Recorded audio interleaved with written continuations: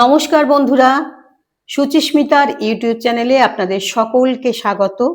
আশা করি আপনারা সকলে ভালো আছেন। আপনারা জানেন আমি আমার চ্যানেলে পড়ছি কাশিরাম দাসের মহাভারত কথা। আপনারা শুনছেন, আপনারা সঙ্গে আছেন বলে আমি ভীষণভাবে কৃতজ্ঞ আপনাদের কাছে। আপনারা আছেন বলেই, আপনাদের ভালোবাসাতেই আমি পথ চলা শুরু করেছি এবং চালিয়ে যেতে পারছি।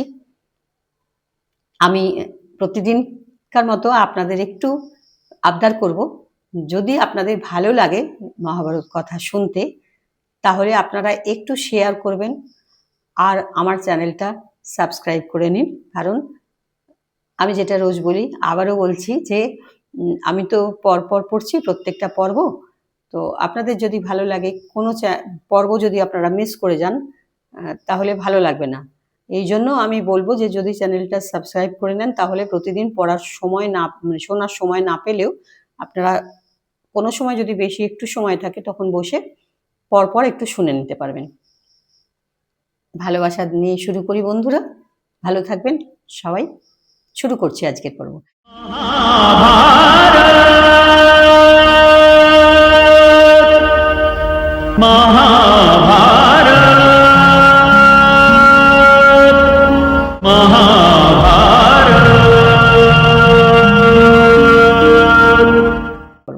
শুরুর আগে বলি, যেটা আগের দিন পড়েছিলাম সেটা হলো যে জনমেজয় যে সর্পযজ্ঞ করেছিল, সেখানে আমরা একটা জিনিস জানতে পারছি এত বহুকাল আগের মহাভারত কথা থেকে, যে আস্তিক কিভাবে তার মাতুল বংশকে, মামাদের আর কি, মুক্তি দিয়েছিল, কিভাবে সেখান থেকে তাদের বাঁচিয়েছিল। এটা একটা ভীষণ বড় শিক্ষা আমাদের পাওয়া। আমাদের একটা বাঙালি প্রবাদ আছে, জনজামাই ভাগনা তিন হয় না আপনা। হ্যাঁ, কিন্তু আমরা মহাভারত থেকে জানতে পারছি একদমই সেটা নয়। মহাভারতের কথায় বলা হয়েছে যে আস্তিক, এটা আগে থেকেই স্থির করা ছিল যে জরৎকারীর সন্তান যে হবে সেই ওই নাগকুলকে রক্ষা করবে। তো জনমেজয় যখন সর্পযজ্ঞ করবে, সেখান থেকে আস্তিক তাদেরকে রক্ষা করবে। তো আস্তিক তাদের রক্ষা করলো। আপনারা সেই পর্বটা শুনলেন। তো আস্তিককে যখন জনমেজয় এত সমাদরে, এত ভালোভাবে ওর বর্ণনা, প্রশংসা শুনে যেটা হয়, হ্যাঁ, প্রশংসিত হওয়াতে খুব খুশি হয়ে ওকে যখন বলল তুমি যা চাইবে তাই দেব, তখন তো ওই ব্যাপারটা শুনলেন, আগের পর্বে পড়েছি আমি, সবটা শুনে নিলেন যে আস্তিক তখন এইটা চাইলো যে তক্ষকে যখন মারতে যাচ্ছে, বললো তুমি যদি তক্ষককেই মারো, নাগকুলকেই ধ্বংস করো, তাহলে আর আমাকে কি করে তুমি আমি যা চাই দেবে। এই করে আর কি, এরকম ভাবে সেই মাতুল বংশকে রক্ষা করার জন্য যা তার করা উচিত সেইভাবেই সে করেছে। তার কর্তব্য ছিল সেটা, মাতুল বংশকে রক্ষা করেছে, নাগকুলকে রক্ষা করেছে। তো সেইটা অবধি আমরা জেনেছি। এরপরে যেটা হলো যে জনমেজয় আস্তিকের প্রতি যে ভালোবাসা উদ্রেক হয়েছিল, তার জন্যই তাকে বলেছিল, এখন বলে ফেলেছে, সেটা তো করতে হয়েছে। তো এইবারে আস্তিকের জন্য যে ওর সর্প যজ্ঞটা ভণ্ড হয়ে গেল, মানে পণ্ড হয়ে গেল। হ্যাঁ, বাবার তো শত্রু, যে বাবার মৃত্যুর কারণ ছিল যে তক্ষক, তো সেই সর্প যজ্ঞ যে হলো, সম্পূর্ণ হলো না, তার জন্য তার আস্তিকের প্রতি রাগ হলো। আস্তিকের প্রতি রাগ জন্মালো, সঙ্গে কি হলো, আস্তিকের সঙ্গে সঙ্গে প্রত্যেকটা ব্রাহ্মণের প্রতি তার ভীষণভাবে রাগ হলো। হ্যাঁ, এবং ব্রাহ্মণ বংশকে কিভাবে ধ্বংস করা যায় সেই চেষ্টায় সে ব্রতী হলো। তখন তাকে যারা মন্ত্রী সভাসদ যারা ছিল, তারা বুদ্ধি দিল যে এই কাণ্ড করলে, ব্রাহ্মণকে যদি তুমি ধ্বংস করো, ব্রাহ্মণকে কুলকে যদি তুমি হত্যা করতে শুরু করো, তাহলে তো মহাপাপ হবে। মানে ব্রাহ্মণের ওপরে কেউ নেই, বারবারই বলা হচ্ছে মহাভারতে দেখছি। তো আপনারা জানেন, এটা আজ বলাই আছে, যেহেতু মারাত্মক কাণ্ড হবে, তো মহাপাপ হয়ে যাবে, তো সেটা করা যাবে না। তাহলে কি করা যেতে পারে, ব্রাহ্মণের তো কুশ ছাড়া ব্রাহ্মণ কিছু করতে পারে না। হ্যাঁ, কুশ ব্রাহ্মণের চাই। তো কুশই হলো যে কুশ গাছ আর কি, সেইটা ব্রাহ্মণের সবসময় কাজে লাগে। সব কিছুর মূলে ওই কুশ যে গাছ, সেটা ব্রাহ্মণের সঙ্গে লাগে, তাই জন্য কুশকে ধ্বংস করো।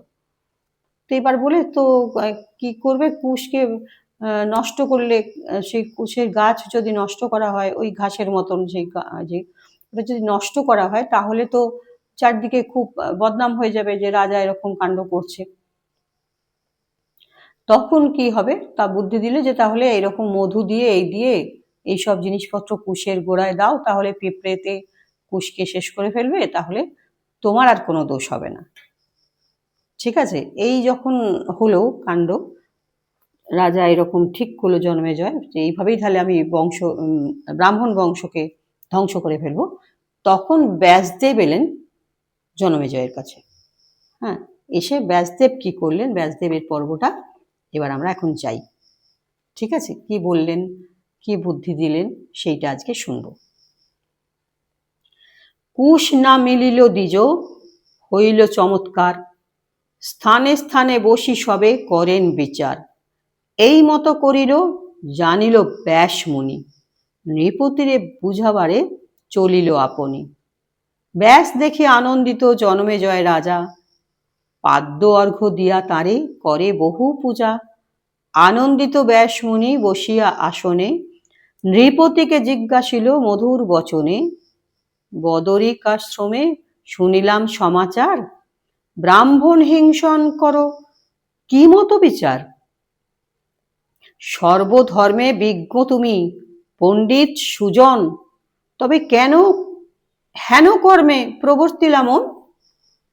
যার ক্রোধে যদুকুল হইল বিধ্বংস, যার ক্রোধে নষ্ট হল সাগর বংশ, যার ক্রোধে কলঙ্কি হইল কলানিধি, যার ক্রোধে লবণ হইল জলনিধি, যার ক্রোধে অনল হইল সর্বভক্ষ, যার ক্রোধে পুরন্দর হইল সহস্রাক্ষ। পূর্বেতে যতেক তব পিতামহগণ, যাঁরে সেবী বিজয়ী হইল ত্রিভুবন। হেন জনসহ হিংসা করো কি কারণ।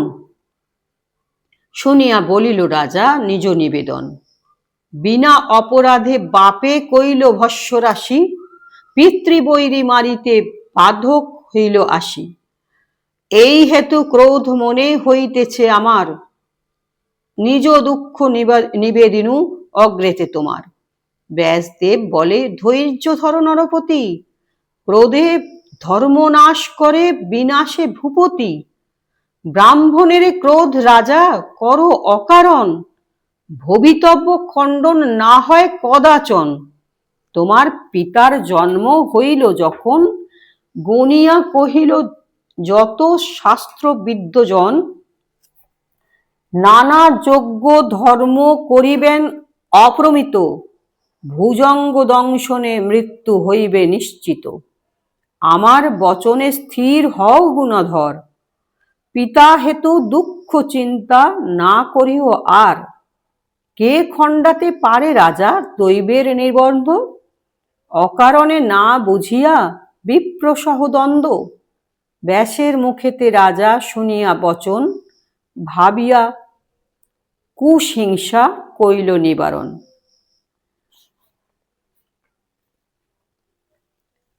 রাজা বলে অকারণ করিলাম এত, কোটি অহিংসক সর্প করিলাম হত। এ পাপ নরক হইতে নাহি গো নিস্তার, কহ মুনি ইহাতে কি মতে হব পার। জ্ঞাতিবধ করি পূর্বে পিতামহগণ, অশ্বমেধ করি পাপ হইল মোচন। আমিও করিব সেই বাজিমেধ যজ্ঞ, শুনি নিষেধিল ব্যাস সকল শাস্ত্রজ্ঞ। অক্ষম জানিয়া মোরে নিষেধিও প্রায়, সাক্ষাতে কহি যে যজ্ঞ করিব নিশ্চয়। মুনি বলে ক্ষম তুমি সকল কর্মেতে, বাজিমেধ নাহি রাজা এই কলি যুগেতে। মাংস শ্রাদ্ধ সন্ন্যাস গোমেধ অশ্বমেধ, দেবর হইতে পুত্র কলিতে নিষেধ। অবশ্য করিব যজ্ঞ বলে মহারাজ, মোর বিঘ্ন কে করিতে আছে ক্ষিতিমাজ? মুনি বলে, করহ যে তব মনে লয়, কি মতে কহিব আমি, বেদে নাহি কয়। এত বলি মুনিরাজ হইল অন্তর্ধান, নৃপতি করিল তবে যজ্ঞের বিধান। যজ্ঞ অশ্ব নিয়েছিল সেনাপতিগণ, বহু দেশ দেশান্তরে করিল ভ্রমণ। সম্পূর্ণ বৎসর অশ্ব পৃথিবী ভ্রমিল, রাজাগণ বলে জিনিয়া আনিল। যত মুনি দ্বিজগণ ছিল ভূমণ্ডলে, নিমন্ত্রণ করিয়া আনিল যথাস্থলে। বপুষ্টমা রানী সহ আছে নৃপবর, আশিপত্র ব্রত আচারিয়া সমৎসর। হইল বৎসর পূর্ণ চৈত্র পূর্ণিমাতে, কাটিয়া তুরঙ্গ রাজা ফেলিল অগ্নিতে। দ্বিজগণ বেদ শব্দে পুরিল গগন, শূন্য মণ্ডলেতে থাকি দেবগণ। অশ্বমেধ পূর্ণ হল কলিযুগ মাঝ, বেদ নিন্দা ভয়েতে কম্পিত দেবরাজ। কাটা মুন্ড অশ্বের যে আছিল বিশেষ, মায়া বলে ইন্দ্র তাহে করিল প্রবেশ। সভা মধ্যে নৃত্য করে তুরঙ্গম মুন্ড, দেখিয়া আশ্চর্য বড় হইল সভাখণ্ড। রানী সহ ভূপতি আছয়ে সভা মাঝ, নাচে মুন্ড সভা মাঝে পাইলে লাজ। যতেক সভার লোক অধমুখ হইল, ব্রাহ্মণ কুমার এক আসিয়া উঠিল। পুনঃ পুনঃ তালি মারে হাসে খল খল, দেখিয়া হইল রাজা জ্বলন্ত অনল। রাজার সম্মুখে ছিল খর্গ খরসান, দ্বিজপুত্রে কাটিয়া করিল দুই খান। হাহাকার শব্দ হইল যজ্ঞের শালায়, চতুর্দিকে দ্বিজগণ পালাইয়া যায়। ব্রহ্মবোধি মহাপাপী এই দুরাচার, দেখিলে হইবে পাপ বদন ইহার। যত দূর পর্যন্ত ইহার অধিকার, তত দূর দ্বিজের বসতি নাহি আর।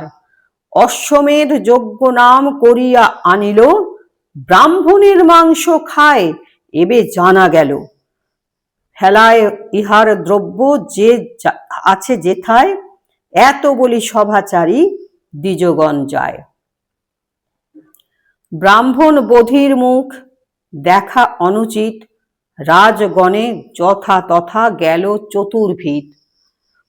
দ্বিজ ক্ষত্র বৈশ্য শূদ্র যত জন, সবে গেল একমাত্র রহিল রাজন। মহাভারতের কথা অমৃতের ধার, কাশিরাম দাস কহে তারিবে সংসার। শুনলেন বন্ধু, আজকে যে পর্বটা পড়লাম সেটা হলো ব্যাসের আগমন। যখন পরীক্ষিত এত জনমেজয় যখন পরীক্ষিতের মৃত্যু নিয়ে এতটা গভীর শোকাহত হয়ে উত্তেজিত হয়ে ক্রোধে অনল হয়ে গেছে, তখন কি ঘটনা ঘটলো আজকে শুনলেন। আজকের মতো বিদায়, পরবর্তী পর্বে আবার আসছি। ভালো থাকবেন বন্ধুরা।